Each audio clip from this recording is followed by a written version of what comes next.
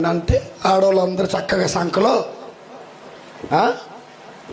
Bible పట్టుకొని వస్తున్నారట.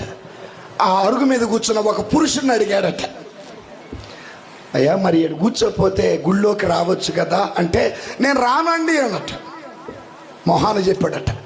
ఎందుకు అంత కర్రాకండికి చెబుతున్నామంటే, మా ఆవిడ రోజు గుడికొచ్చి ఏమన్నా మారిందా?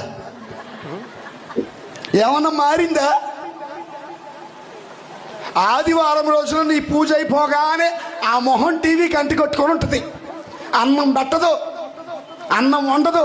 ఏంటంటే ఇది ఎడ్ల పల్లేలి, ఎడ్ల పాడేలి, బిర్యానీ తెచ్చుకోపో అందట. అమ్మా బైబిల్ పట్టుకొని గుడికి వస్తే సరిపోదమ్మా, మనలో కొత్తదనం రావాలి. క్రీస్తు మన మాటలలో కనపడాలి, క్రీస్తు మన ప్రవర్తనలో కనపడాలి, క్రీస్తు మన జీవితంలో కనపడాలి. ఎప్పుడైతే క్రీస్తు కనపడతాడో